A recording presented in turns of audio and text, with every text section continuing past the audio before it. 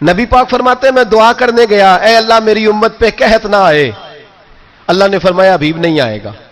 اے اللہ میری امت کے چہرے نہ بدلیں، گناہ کریں تو مسخ نہ ہو، حبیب نہیں بدلیں گے. حضور فرماتے ہیں میں نے ہاتھ اٹھایا کہ اللہ یہ آپس میں لڑے نہ. توجہ کرنا جملوں پہ، اے اللہ یہ آپس میں لڑے نہ. اللہ یہ بھی کہہ سکتا تھا حبیب یہ نہیں قبول کرنی دعا. اللہ بے نیاز ہے نا، چاہے قبول کرے اور چاہے، توجہ کرو غور کرو بات پہ، اللہ چاہے تو قبول کرے چاہے تو. اے اللہ میری امت لڑے نہ، تو یہ نہیں فرمایا حبیب قبول نہیں کرتا. کہ محبوب یہ دعا مجھ سے مانگ ہی نہ. اے حبیب تو دعا مانگ، تو مانگے میں قبول نہ کروں، یہ ہو نہیں سکتا. اس طرح کر یہ دعا مجھ سے. نبی پاک نے منافقین کے لیے دعا کرنی چاہیے کہ اے اللہ، اے مولا تو مہربانی فرما، اے اللہ کرم فرما، منافقین کو بھی بخش دے. تو میرے رسول پاک علیہ السلام فرماتے ہیں رب کریم نے مجھے منع کیا، اے محبوب یہ والی دعا، یہ دعا ہی نہ مانگ. یہ دعا اللہ کو کوئی مجبور کر سکتا، لیکن اگر اللہ پیار کرے تو. بھائی دنیا داری کا چودھری صاحب کا، مولوی صاحب کا، پیر صاحب کا ایک عام مشہور مقولہ ہے، فلاں بندہ آ گیا تھا اس کو میں انکار نہیں کر سکتا تھا. کیوں جی؟ وہ بندوق لے کے آیا تھا، کر دینا تھا انکار. فلاں آدمی آ گیا تھا پھر میں اس کو انکار، اور فلاں بندے کو ساتھ لے آیا تھا اس کو انکار ہو سکتا؟ کیوں جی؟ دو باتیں ہوتی ہیں، یا پیار بڑا ہے یا عزت بڑی ہے. دو ہی باتیں ہیں، یا میں اس سے پیار بڑا کرتا ہوں یا میں اس کی. اللہ اپنے نبی سے پیار بھی بڑا کرتا ہے اور اپنے نبی کی عزت بھی بڑی فرماتا ہے.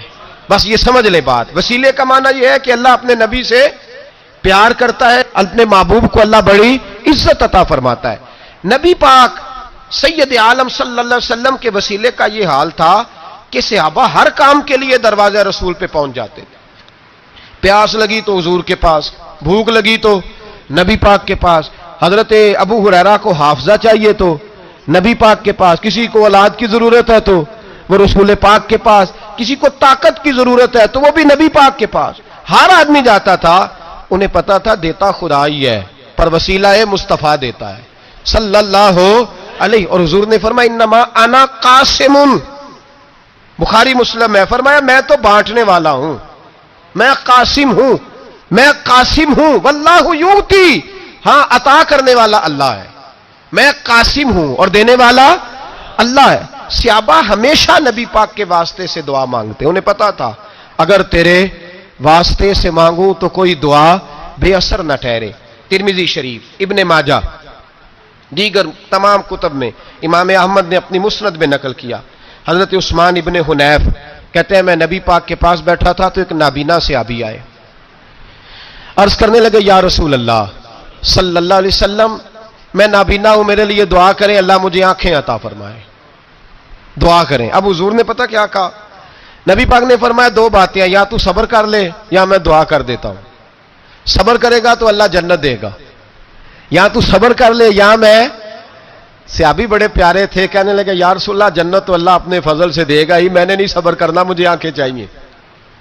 اور پھر یہاں آ کے صبر کروں، این خزانے کے پاس جا کے صبر کروں؟ حضور میں نہیں صبر کرتا، اب دعا کریں. تو نبی پاک نے دعا سکھائی، فرمایا دو نفل پڑھ جا کے اور دو نفل پڑھ کے میرے وسیلے سے دعا کر. کیا کر؟ اللہ سے کہہ کہ اللہ میں تیرے پاس تیرے رسول کا وسیلہ لے کے آیا ہوں. اور پھر کہنا یا محمد انی توجہت علیک، کہنا ہے محمد صلی اللہ علیہ وسلم میں آپ کے وسیلے سے اللہ کی بارگاہ میں حاضر ہوں. اور پھر اللہ سے کہنا کہ اے اللہ تو اپنے نبی کی سفارش میرے حق میں قبول فرما. کون سکھا رہا ہے؟ بولیے کس کو؟ بولیے. کہا جا میرے وسیلے سے جا کے دعا کر. حضرت عثمان کہتے ہیں وہ چلے گئے، دو نفل پڑھے، حضور کے وسیلے سے دعا مانگی. فرماتے ہیں وہ چلے گئے پر ہم کوئی نہیں گئے. آپ کیوں نہیں گئے؟ تو صحابہ کا نظریہ بتاتا ہے کہ وہ گئے اس لیے نہیں کہ ہم حضور کا معجزہ دیکھ کے جائیں گے. کہتے ہم گئے نہیں. تھوڑی دیر گزری تو وہ صحابی جو اندھے گئے تھے جب واپس آئے ہیں تو اللہ نے انہیں آنکھیں عطا فرما دی. گئے تھے تو نابینا تھے، آئے تو بینا ہے. میرے نبی پاک صلی اللہ علیہ وسلم کا توسل، حضور کا وسیلہ خود حضور نے سکھایا ہے، خود نبی پاک نے. اور صحابہ کرام علیہم رضوان اس مزاج پر پورے عامل تھے. حضرت عمر فاروق صحابہ میں ایک دانشور شخصیت کا نام ہے، علم کے لحاظ سے، عمل کے لحاظ سے، بصیرت کے لحاظ سے، تقوی کے لحاظ سے ایک بڑی انفرادی اور منفرد شخصیت ہے۔ حضرت عمر کے زمانے میں قحط پڑ گیا، بارش نہیں ہوتی، حالات بڑے دگرگوں ہیں، پریشانی ہے۔ لوگ سیدنا فاروق اعظم سے پوچھتے ہیں حضور اب کیا بنے گا؟ جو میں نے پہلے حدیث آپ کی خدمت میں عرض کی وہ ترمذی اور ابن ماجہ سے، اب جو حضرت عمر کی روایت عرض کر رہا ہوں یہ صحیح بخاری میں موجود ہے۔ حضرت عمر فاروق رضی اللہ تعالیٰ عنہ کا زمانہ مبارکہ، قلت آ گئی، قحط آ گیا، بارش شدید ہے، صحابہ پریشان ہے۔ جناب عمر فاروق رضی اللہ تعالیٰ عنہ سے کہتے ہیں حضور کرنا کیا ہے؟ حضرت عمر پہلے تو خاموش رہے، پھر حضور کے چچا جناب عباس کو بلایا، کوئی بات نہیں کی، جناب عباس کا بازو پکڑا اور کھلے میدان میں لے گئے۔ حضرت عمر دعا کرتے ہیں اور پوری امت کو دعا کا طریقہ بتلاتے ہیں۔ حضرت عمر کہتے ہیں اگر قبول کرانی ہے تو یہ طریقہ اختیار کرو، اگر اللہ کی بارگاہ میں دعاؤں کو مستجاب کرانا ہے تو یہ رنگ ہے جو امت مسلمہ کو میں سکھا رہا ہوں۔ حضرت عمر نے جناب سیدنا عباس رضی اللہ تعالیٰ عنہ کو کھڑا کیا سامنے اور دعا فرمائی، اللہم انا نتوسل الیک بنبیک، اے اللہ ہم تیری بارگاہ میں تیرے نبی کے وسیلے سے دعا کرتے ہیں، فتسقینا، ہمیں بارش عطا فرما، ہمیں کس کے وسیلے سے؟ حضور، اور پھر کہا اللہم انا نتوسلک بام نبیک، اے اللہ ہم نے اپنے نبی کے چچا کے وسیلے سے بارش عطا فرما، اے اللہ ہمیں اپنے رسول کے چچا کے وسیلے سے، حضرت عباس کے وسیلے سے بارش دے۔ صحابہ کہتے ہیں جب ہم گئے تھے دعا مانگنے تو خشک سالی تھی، اور جب گھروں کو آ رہے تھے تو ہمارے کپڑے بارش سے بھیگ چکے تھے۔ اللہ نے بارش عطا کس کے وسیلے سے؟ حضرت عباس۔ اچھا یہ بات یہاں قابل غور ہے، حضرت عمر کے وسیلے سے بھی دعا ہو سکتی ہے، دعا سیدنا عمر فاروق کے وسیلے سے بھی، لیکن حضرت عمر رضی اللہ تعالیٰ عنہ نے نبی پاک کے چچا، چونکہ حضرت عباس جب آیا کرتے تھے تو حضور کھڑے ہو کے استقبال فرماتے تھے آپ کو دیکھتا ہوں تو مجھے اپنے والد کی یاد آتی۔ حضرت سیدنا عمر نے بتلایا کہ میں اس کو لے کے جا رہا ہوں جو نبی پاک کے زیادہ قریب ہے، جو حضور کے زیادہ قریب ہے، ان کے وسیلے سے دعا فرمائی۔ امت کو کیا درس دیا؟ فرمایا جو بھی حضور کے قریب ہو اس کے وسیلے سے دعا کرو، اللہ تمہیں آسانیاں نصیب فرمائے گا۔ اب ہمارا حال یہ ہے، انتشار ہی انتشار ہے، اختلاف شک کی شک ہے، پریشانی واضح حدیثیں موجود ہیں۔ میں آج ایک صاحب کو پڑھ رہا تھا، پتہ نہیں لوگ کیوں پریشانی کا شکار ہیں، کیوں لوگ اس آزمائش کا شکار ہیں، کہتے ہیں جی وسیلہ نہیں دینا چاہیے، سیدھا سیدھا نیک عمل کرو۔ او میرے بھائی، میں نے کہا کہ اللہ کسی وسیلے کا محتاج، اللہ محتاج نہیں، لیکن اس کی عادت ہے وہ وسیلے کو پسند فرماتا ہے۔ باریک بات مشکل ہوتی ہے لیکن موٹی بات تو سمجھ میں آنی چاہیے نا۔ کوئی شخص ایسا ہے جسے اللہ نے بغیر ماں باپ کے وسیلے کے پیدا کر دیا ہو، حالانکہ اللہ پیدا کرنے پہ قادر، حضرت آدم کو کیا ہے نا، حضرت حوا کو، جناب عیسیٰ علیہ السلام کو بغیر باپ کے پیدا، لیکن یہ اس کی عادت، وہ جب پیدا کرتا ہے تو ماں باپ کے وسیلے سے پیدا کرتا ہے، پھر جب روزی دیتا ہے تو پھر بھی کسی نہ کسی، کیا اس نے حکم دے دیا ہے؟ روزی کون دیتا ہے؟ تو اللہ کا یہ حکم ہے کہ کنڈی لگا کے اندر پنکھا چلا کے سوئے رہو، روزی پہنچ جائے گی۔ کہتا اٹھ، کوئی سبب پیدا کر، باہر نکل، محنت کر، وسیلہ بنا۔ جو آدمی کہتا ہے جی میں کپڑے سی بھی خود لیتا ہوں، استری بھی کر لیتا ہوں، دھو بھی لیتا ہوں، اس سے سوال یہ ہے کہ بنا بھی لیتے ہو؟ اس کا مطلب ہے اللہ نے بندوں کو بندوں کا محتاج، بندوں کے لیے بندوں کا وسیلہ اللہ نے رکھا ہے۔ ہماری یہ موٹی سی بات بھی عقل میں نہیں آتی، موٹی سی بات بھی کہتا جی نہیں ڈائریکٹ، او خدا کے بندے تھوڑا غور کر، دیتا اللہ ہی ہے اور دے گا بھی اللہ ہی، لیکن جو ذرائع، جو وسیلے، جو سبب اللہ نے ہمارے لیے مقرر کیے ہیں، ہم اس سبب کا انکار کر سکتے؟ شفا کون دیتا ہے؟ دوائی لینے کس کے پاس جاتے ہو؟ تو آپ اس طرح کریں نا، چپ کر کے گھر بیٹھیں، تسبیح پڑھیں، یا شافی الامراض، یا شافی الامراض، او شفا دینے والے، او شفا دینے والے، سارا دن جی وظیفہ پڑھیں، شفا کون دے گا؟ تو وظیفہ پڑھو چپ کر کے، دوائی لینے کیوں گئے ہو؟ لیکن اللہ کے حبیب کا ہی فرمان ہے کہ بیمار ہو جاؤ تو دوائی بھی کھاؤ، پرہیز بھی کرو۔ یہ سارے فرمان ہمیں بتاتے ہیں کہ وسیلہ لینا، وسیلہ دینا، یہ تو اللہ تبارک و تعالیٰ کا طریقہ مبارکہ ہے۔ لوگ اتنی سی بات کو نہیں سمجھتے، اور قرآن نے واضح طور پہ کہہ دیا وَابْتَغُوا إِلَيْهِ الْوَسِيلَةَ، اور سورہ بقرہ گھر جا کے کھولنا، آیت نمبر 99، 80 اور 9، 99 آیت پڑھنا. کفار نے، یہودیوں نے نبی پاک کی علامتیں پڑھ لی تھی تورات، زبور اور انجیل میں. اللہ کا قرآن کہتا ہے وَكَانُوا مِن قَبْلُ يَسْتَفْتِحُونَ عَلَى الَّذِينَ كَفَرُوا. فرمایا جب میرے نبی نہیں آئے تھے تو یہ یہودی میرے رسول کے وسیلے سے اللہ سے فتح مانگا کرتے تھے، اور جب یہ رسول کا وسیلہ دیتے تھے تو اللہ انہیں فتح عطا فرماتا تھا. امام حاکم نے مستدرک میں لکھا ہے، اور امام حاکم انہی شرطوں پر حدیثیں بیان کرتے ہیں جن شرطوں پر امام بخاری اور مسلم بیان کرتے ہیں. امام حاکم کہتے ہیں کہ نبی پاک صلی اللہ تعالی علیہ وآلہ وسلم کے وسیلے سے ہر چیز اللہ عطا کرتا ہے. جناب آدم علیہ السلام زمین پہ تشریف لائے تو 300 سال نگاہ اٹھا کے آسمان کی طرف نہیں دیکھا. شرم آتی ہے، مجھ سے غلطی ہو گئی، اور پھر روتے رہے 300 سال. پھر اللہ فرماتے فَتَلَقَّى آدَمُ مِن رَبِّهِ کلمات. پھر اللہ نے جناب آدم کو کچھ کلمے سکھائے جس کی برکت سے توبہ قبول کی. وہ کلمے کیا تھے؟ امام حاکم فرماتے ہیں وہ کلمے یہ تھے کہ جناب آدم کے دل میں اللہ نے ایک دن بات ڈالی، خود بات ڈالی اللہ نے دل میں. حضرت آدم کہنے لگے اے اللہ، جب میں نے آنکھ کھولی تھی تو جنت کے دروازے پہ میں نے لکھا ہوا دیکھا تھا لا الہ الا اللہ محمد الرسول اللہ صلی اللہ علیہ. جنت کے ہر پتے پر، درخت پر میں نے لکھا دیکھا تھا لا الہ الا اللہ محمد الرسول اللہ. تو جناب آدم کہنے لگے اے اللہ، وہ جو رسول جن کا نام تو نے جگہ جگہ لکھا ہے ان کے وسیلے سے ہی میری توبہ قبول فرما. تو رب کریم نے فرمایا اچھا حبیب کی بات کرتے ہو، چلو آدم فتاب علیہ انہ هو التواب الرحیم. جا میں نے تیری توبہ قبول کی، میں ہوئی بڑا مہربان، میں ہوئی بڑی توبہ قبول کرنے والا. شیخ سعدی فرمایا کرتے تھے اگر تیرے باپ کی توبہ، جناب آدم کی توبہ مصطفیٰ کے وسیلے سے قبول ہوتی ہے، تو کیوں انکاری ہو گیا ہے؟ تو کیوں انکاری ہو گیا؟ کیوں نہیں حضور کا وسیلہ مانگتا؟ میرے نبی پاک سید عالم صلی اللہ تعالی علیہ. لوگ بڑی ڈھٹائی سے انکار کرتے ہیں، بڑی دلیری سے انکار کرتے ہیں. اور خدا کے بندو، یہ وسیلہ تو بڑا ضروری ہے، یہ وسیلہ تو بڑا قیمتی ہے. میرے نبی پاک صلی اللہ تعالی علیہ وآلہ وسلم نے خود یہ وسیلہ سکھایا. صحابہ اس کے قائل تھے.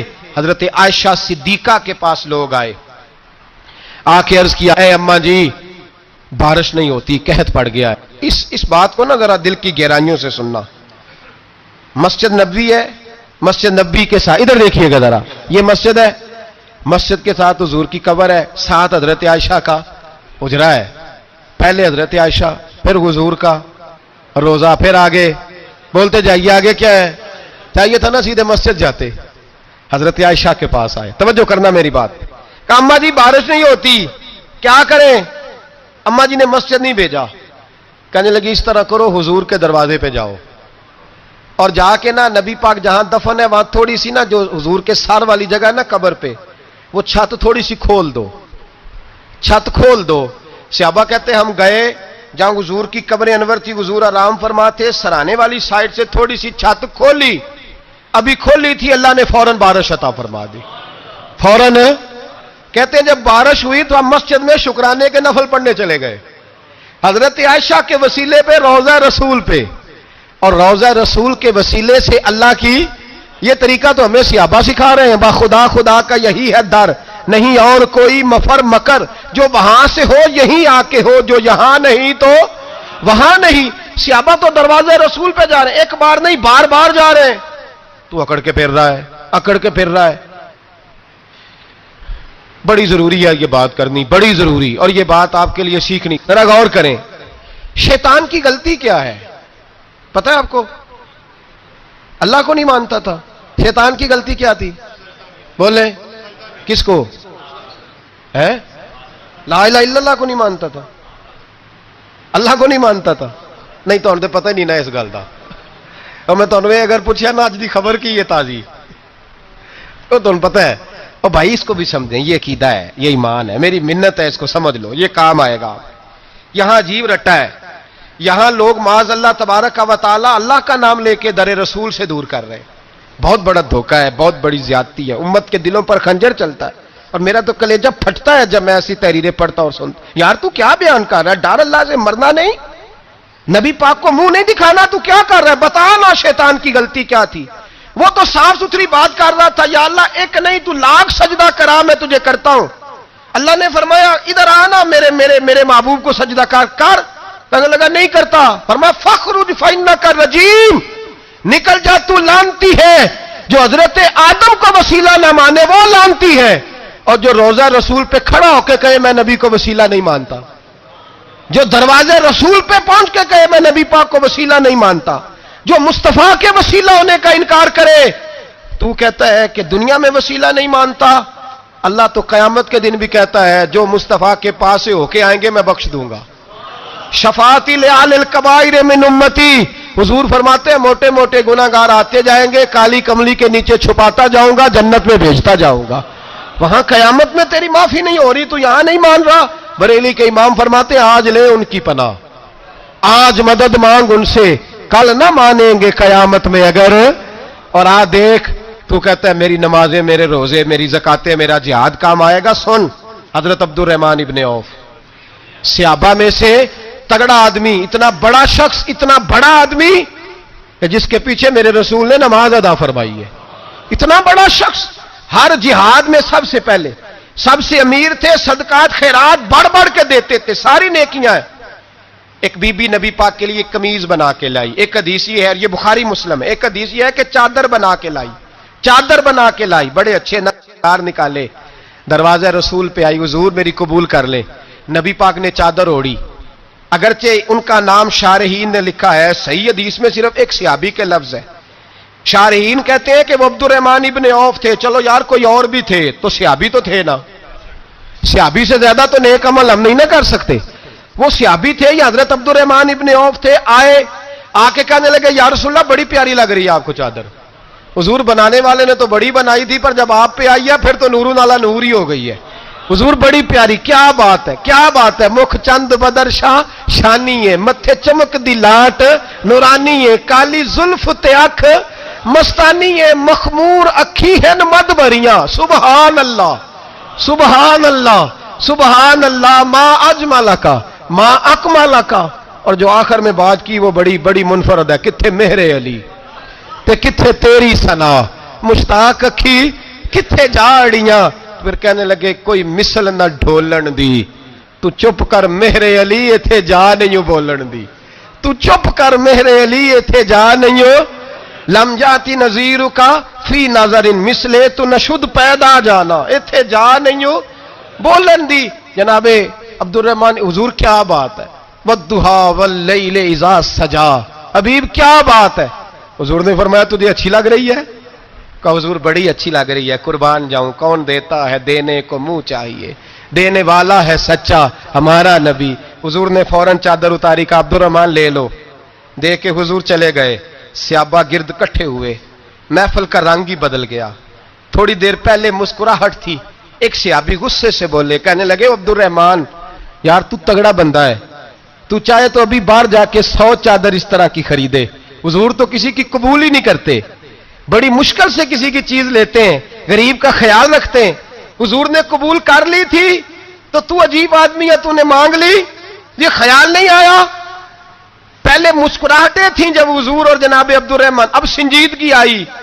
اب سنجیدگی کے فوراً بعد جب صحابی نے سوال کیا تو محفل میں آنسو آ گئے، حضرت عبد الرحمن رو پڑے، نمازیں بھی ہیں، جہاد بھی ہے، پر فخر نہیں کسی بات پہ، رو پڑے، کہنے لگے او بیلیا تیرا کیا خیال ہے، میں نے اوڑھنے کے لیے لی ہے، پہننے کے لیے لی ہے؟ فرمانے لگے نہیں، اللہ کی عزت کی قسم، میں نے تو اس لیے لی ہے جب مروں گا تو گھر والوں کو کہوں گا مجھے نبی پاک کی چادر میں کفن دینا، اٹھانا بخاری پڑھنا، حضور کی چادر میں کفن دینا، اس لیے کہ مجھے پتا ہے جب مصطفیٰ کی چادر اوڑھ کے جاؤں گا تو اللہ بے حساب ہی بخشش فرما دے گا۔ تو نبی پاک کے وسیلے کا قائل نہیں، یہاں چادر کی بات ہو رہی ہے۔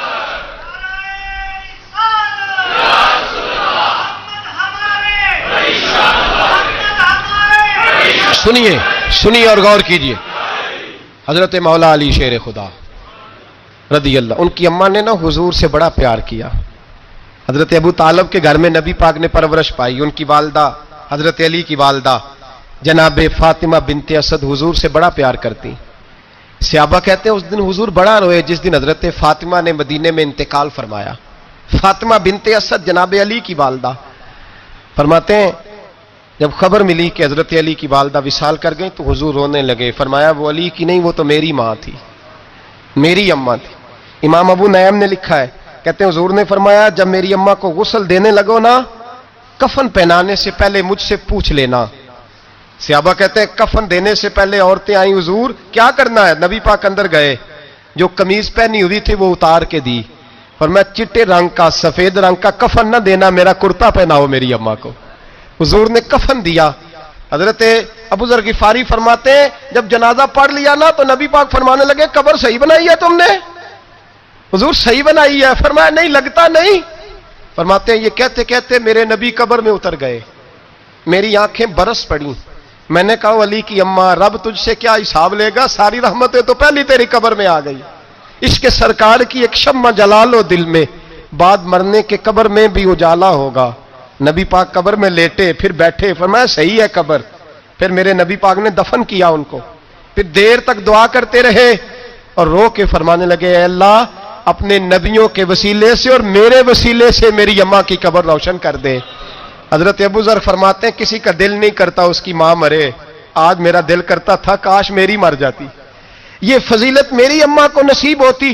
سیدنا ابو ذر فرماتے جب حضور رخصت ہونے لگے تو میں قریب گیا، میں نے کہا حبیبہ ذرا یہ رنگ مجھے بھی سمجھائیں. تو حضور نے فرمایا میں نے اپنا کرتا اس لیے پہنایا ہے کہ جب میرا کرتا فاطمہ بنت اسد کو پہنایا جائے گا تو اس کے توسل سے اللہ انہیں جنت کا جوڑا عطا فرمائے گا. اور قبر میں اس لیے اترا ہوں کہ جب میں قبر میں اترا ہوں تو اب میری اماں کی قبر تنگ نہیں ہوگی بلکہ اللہ میری برکت سے کشادگی عطا فرما دے گا. پسے مردن فرشتوں نے جو تلاشی لی تو کیا نکلا، فقط ایک دل کے گوشے سے خیال مصطفیٰ نکلا. اور میاں صاحب تو تڑپ اٹھے، کہنے لگے قبر میری تے میرے پیرا جے کر پاویں پھیرا، قبر میری تے. چلو زندگی میں بھی دعا رہی، زندگی میں بھی دعا رہی کہ تو آئے، میں کو جیتے میرا دل بر سونا کیوں کر اس نو بھاواں، وہ ویڑے میرے وڑدا نہ ہی میں پئی لکھ وسیلے پاواں. میں نے زندگی میں بھی کہا وہ نہیں آیا، کی سی جے درد بن کے آ جان دو، وہ نہیں آیا. میاں صاحب کہتے ہیں میری قبر میں بھی یہ دعا رہی، قبر میری تے میرے اب پیرا جے کر پاویں پھیرا، قبر میری تے میرے اب پیرا جے کر پاویں پھیرا، قبر دے وچوں ہڈیاں اٹھ کے مجرا کر سن تیرا. تو آ تو صحیح. میرے رسول پاک سید عالم صلی اللہ علیہ وسلم خود قبر میں لیٹ گئے. او بھائی یہ وسیلہ اتنا پیارا، یہ وسیلہ حضرت ابو ذر فرماتے دل کرتا تھا یہاں میری اماں ہوتی. اتنی کرم نوازیاں، اتنی بندہ نوازیاں، اتنی رحمتیں. حضور نے خود حضرت زینب نبی پاک کی صاحبزادی بڑی بیٹی کا وصال ہوا، حضور اس دن بھی بڑا روئے اور فرمایا جب میری بیٹی کو غسل دے لو تو پہلے مجھے بتانا، کفن نہ دینا. صحابہ کہتے ہیں حاضر ہوئے، یا رسول اللہ بی بی صاحبہ کو غسل دے لیا کیا کرنا ہے؟ تو حضور نے اس دن بھی کرتا اتار کے دیا. فرمایا میری قمیض میں میری. او بھائی یہ وسیلہ نہیں، یہ تجھے وسیلہ. ایک صحابی حضرت ابو معذورہ، شریعت میں کندھے تک بال رکھنا جائز ہے. اس صحابی کے اتنے لمبے بال تھے کہ جب وہ بیٹھتے تھے تو نیچے دب جاتے تھے. لوگوں نے منع کیا کٹواتا کیوں نہیں؟ فرمانے لگے نہیں کٹوانے. کہا کیوں؟ فرمانے لگے قبر میں لے کے جانے، قبر میں. کہا کیوں؟ فرمایا ان بالوں پہ ایک دفعہ نبی پاک نے ہاتھ رکھا تھا، حضور نے دست مبارک رکھا تھا، میں ساتھ للہد میں عشق رخ شاہ کا داغ لے کے چلے. ہم نے اندھیری رات سنی تھی چراغ. عبداللہ بن عتیق صحابی ہیں، حضور نے گستاخ قتل کرنے بھیجا، انعام دیے. انتقال کا وقت آیا تو بچوں کو بلایا، کہنے لگے یہ ایک ڈنڈا ہے عصا ہے، جب مروں تو میری قبر میں رکھنا. کہا ابا جی سنا نہیں کبھی کسی نے ڈنڈا قبر میں رکھا ہو، عصا آپ کی قبر میں کیوں رکھے؟ فرمایا بیٹا تمہیں پتہ نہیں، یہ معمولی نہیں، یہ وہ ہے جو میرے رسول نے مجھے دیا تھا. یہ میری قبر میں، قبر میری تے میرے اب پیرا جے کر پاویں پھیرا، قبر دے وچوں ہڈیاں اٹھ کے مجرا کن سن تیرا. پسے مردن فرشتوں نے جو تلاشی لی تو کیا نکلا، فقط ایک دل کے گوشے سے خیال حضرت انس بن مالک کہتے ہیں مر جاؤں تو حضور کے منہ مبارک میری زبان کے نیچے رکھ دینا. حضرت امیر معاویہ فرماتے ہیں میرے پاس حضور کے ناخن ہے، جب میں مروں تو میرے کفن میں رکھ دینا. میرے اعلیٰ حضرت فرماتے ہیں ہمارے پاس کوئی شے نہیں، کوئی شے نہیں، نہ ہمارے پاس حضور کے بال مبارک، ہم کم نصیبوں کے پاس، ہم غریبوں کے پاس نہ منہ مبارک، تو حضور آپ کے پاس کیا ہے؟ فرمانے لگے لحد میں عشق رخ شاہ کا داغ لے کے چلے. کہنے لگے کلیجہ پھاڑ کے دیکھو اندر دل پہ میں نے نبی کا نام جو لکھا ہوا ہے. لحد میں عشق رخ شاہ کا داغ لے کے چلے. ہم نے اندھیری رات سنی تھی چراغ لے کے چلے. حضور کا، نبی پاک صلی اللہ علیہ وسلم کا وسیلہ جو ہے، اس موضوع پر ہی بولتے جانے کو دل کر رہا ہے لیکن اس عنوان کو ختم بھی کرنا ہے. ایک ہے حضور کا وسیلہ، ایک ہے اولیاء کا وسیلہ. یہ بات بھی 2-4 منٹ میں سمجھ لیں.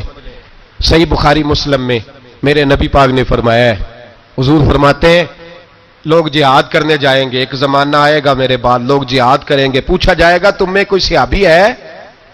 کہا جائے گا ہے، تو نبی پاک فرماتے ہیں صحابی کی وجہ سے اللہ فتح عطا فرما دے گا.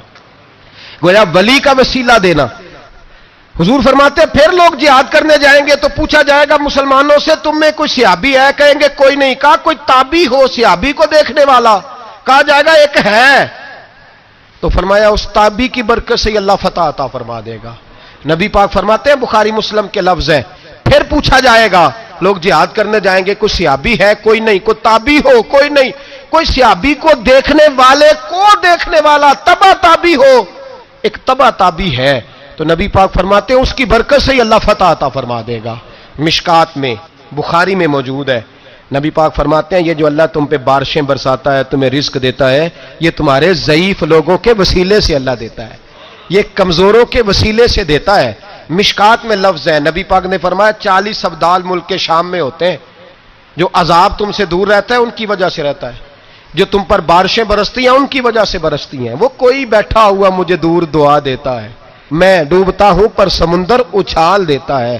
شیخ سعدی فرمایا کرتے تھے میری زندگی میں جتنی بلائیں ٹلی ہیں میرے شیخ کے وسیلے سے ٹلی ہیں. میں اس کی چھتری کے نیچے رہتا ہوں، کرم مجھ پہ برستا رہتا ہے. اتنی حدیثیں سنا کے ایک واقعہ سنانا تو بنتا ہے کہ نہیں بزرگوں کا. میں چونکہ جب عقیدے کا موضوع ہوتا ہے تو میں نیچے نہیں اترتا، میں قرآن و سنت کے عین بیچ رہتا ہوں. ایک بات، مرید ہو گیا محمود غزنوی حضرت ابو الحسن خرقانی کا، بیعت ہو گیا، آنے جانے لگا. ایک دن کہنے لگا حضور کوئی تحفہ ہی دے دے.